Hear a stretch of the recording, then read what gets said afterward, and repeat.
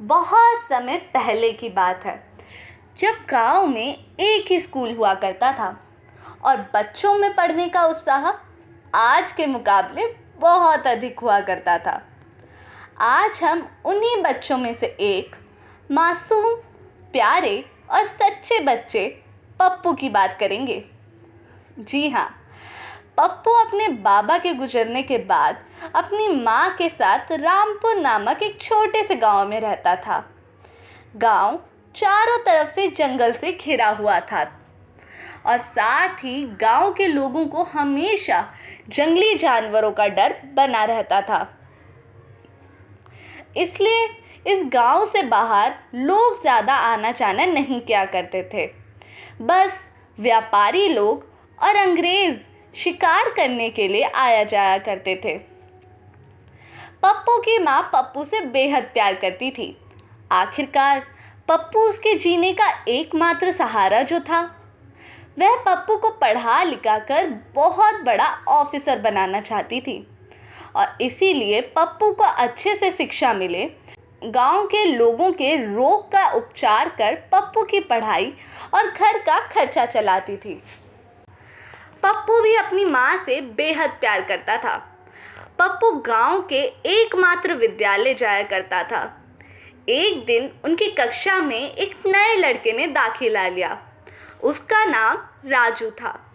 राजू बहुत ही शैतान बच्चा था। वे क्लास में हर बच्चे से लड़ता रहता और उन्हें परेशान करता रहता। साथ ही वो बहुत झूठ बोलता था। एक दिन पप्पू कक्षा परीक्षा में अव्वल अंक लाता है और राजू उसी परीक्षा में फेल हो जाता है। इस बात पे उनके अध्यापक राजू को बहुत डांटते हैं और पप्पू का उदाहरण देकर उसे पप्पू की तरह बनने को कहते हैं। साथ ही कक्षा के बाकी दोस्त भी उसका खूब मजाक उड़ाते हैं। उस दिन राजू को बहुत बुरा लगता है और वह ये निर्णय लेता है कि वो पप्पू को अपनी तरह बना देगा, उससे दोस्ती करके। धीरे धीरे राजू पप्पू से दोस्ती करता है और उसे झूठ बोलने के फायदे बताता है, पर पप्पू का मन नहीं मानता कि वो झूठ बोले। एक दिन पप्पू राजू को स्कूल के बाद अपने घर खेलने को बुलाता है। पप्पू की माँ घर नहीं लौटी होती। दोनों राजू और पप्पू घर के अंदर ही खेलने लगते हैं। उसी वक्त अचानक से पप्पू के हाथ से उसकी माँ का फेवरेट वास टूट जाता है। पप्पू बहुत डर जाता है कि अब उसकी माँ उस पर गुस्सा करेगी। तभी राजू उससे कहता है, पप्पू तू टेंशन क्यों ले रहा है, तू झूठ बोल दियो ना अपनी मम्मी से। तभी उसकी माँ वापस आ जाती है। घर में टूटा वास देख उसकी माँ बहुत गुस्सा होती है और पूछती है, ये वास किसने तोड़ा पप्पू। तभी राजू उसे इशारे से झूठ बोलने को कहता है।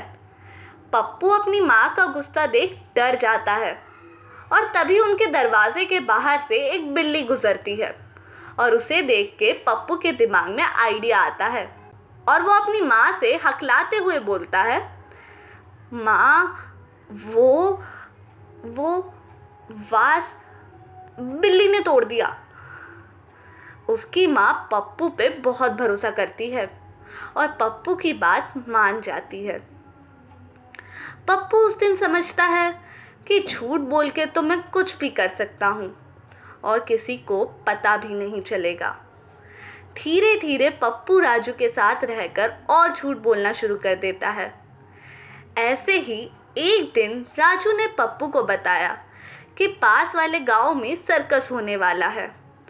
तो पप्पू कहता है, पर हम कैसे जाएंगे, हमारा तो स्कूल है ना कल। तो राजू कहता है, हाँ तो क्या हुआ, बहाना बना के स्कूल जाएंगे और स्कूल में टीचर से कहेंगे कि हमारी तबीयत ख़राब है। ये कह के स्कूल से निकल जाएंगे और 10 बजे की बस से हम गांव से बाहर चले जाएंगे।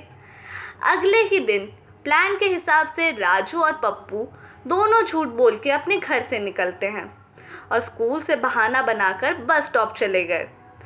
पर दोनों के पास घड़ी नहीं थी। दोनों ने बहुत देर बस स्टॉप पर इंतज़ार करने के बाद सोचा कि शायद हमारी बस छूट गई है। फिर दोनों ने प्लान बनाया कि वो जंगल के रास्ते दूसरे गांव जाएंगे। दोनों फिर जंगल के रास्ते दूसरे गांव सर्कस देखने निकल जाते हैं। थोड़ी दूर जाते ही राजू को प्यास लगती है। वो पानी पीने के लिए जैसे ही अपना बैग खोलने जाता है, तभी वो देखता है कि उसके पास उसका बैग नहीं है। वो पप्पू से पूछता है कि क्या उसने उसका बैग देखा है। पप्पू कहता है, नहीं, मैंने तो बहुत देर से तुम्हारा बैग नहीं देखा राजू। क्या लगता है आपको, क्या राजू और पप्पू सर्कस देख पाएंगे या फिर फंस जाएंगे किसी अनहोनी में?